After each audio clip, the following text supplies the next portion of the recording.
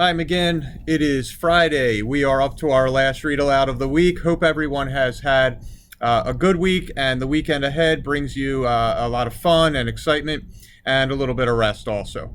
For our last story of the week, I'm going to read you a story by Alex Berenze, and it is called Sammy, the Classroom Guinea Pig. Here we go.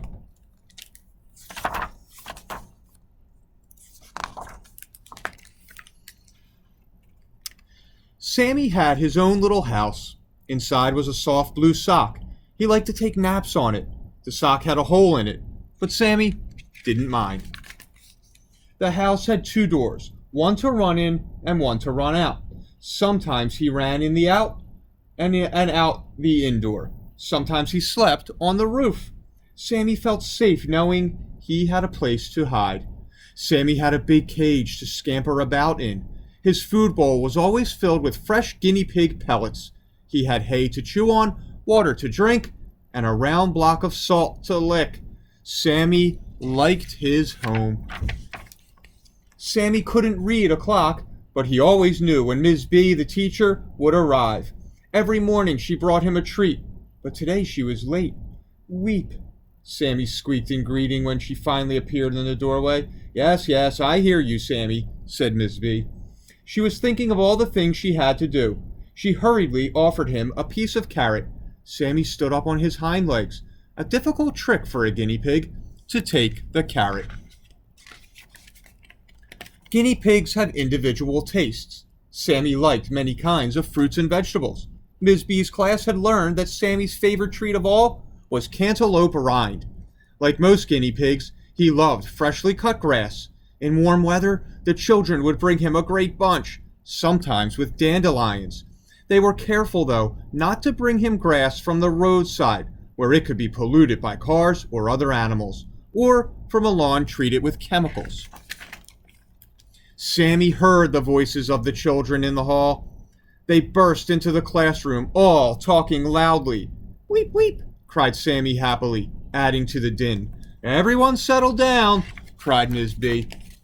Soon all the students were sitting in their seats and watching Ms. B write on the blackboard. Sammy watched too. But as the lesson began, Sammy felt something bothering him. It bothered him more and more, and at last he could not contain it any longer. Weep! He shrieked at the top of his lungs. He sprang onto the roof of his house. Weep! Weep! He cried again. He leaped off and began to run, kicking wood shavings everywhere. Ms. B stopped writing on the board. For heaven's sake, she exclaimed. What's the matter, Sammy? Weep! Weep! He squealed, speeding in circles around the cage. Another burst of shavings fell to the floor. All the children turned around in their seats. What's the matter with Sammy? They cried. Ms. B and her students gathered around the cage. Sammy stopped scurrying and let the teacher pick him up. She lifted him with two hands, careful to support his heavy hindquarters. Sammy found himself nose to nose with the teacher. What's the matter? She demanded. Weep! Sammy shrieked. Everyone loved Sammy and was worried. Is he sick? Asked Robbie. When guinea pigs don't feel well, they usually sit quietly with their fur puffed up, Ms. B explained. His appetite is good. There's no wetness around his eyes or nose, which would tell us if he were sick. He looks fine to me, she said, mystified. Is he afraid of something? Asked Eric. If Sammy were frightened, his instincts would tell him to run into his house and be quiet. So I don't think he's afraid, the teacher reasoned. I've taught you to talk softly and be gentle when you play with him. That way he won't be afraid of us. He'll think of us as his friends. Maybe something's hurting him, Ms. B, said Lisa, worried.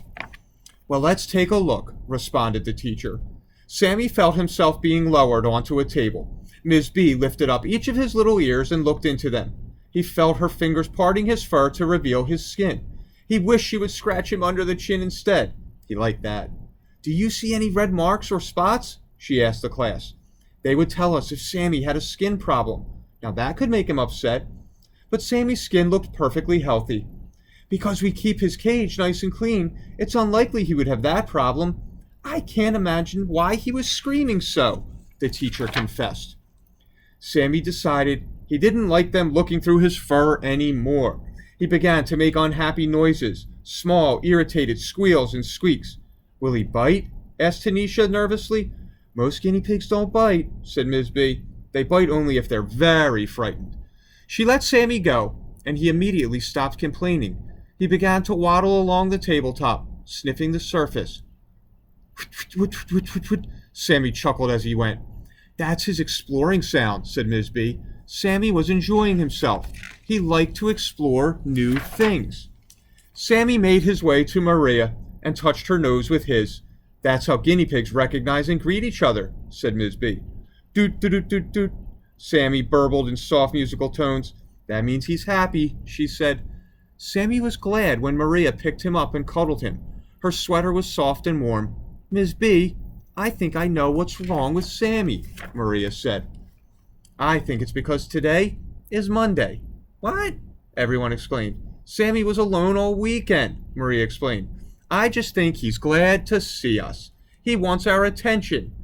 That's all. Ms. B studied the little guinea pig. Sammy, she said sternly, is this true? Is that what's the matter? Maria set Sammy down on the table, and everyone gathered closer. Sammy felt someone scratch his chin. He scrunched up his nose in pleasure. Doot, doot, doot, doot. He chuckled happily. All his friends were back.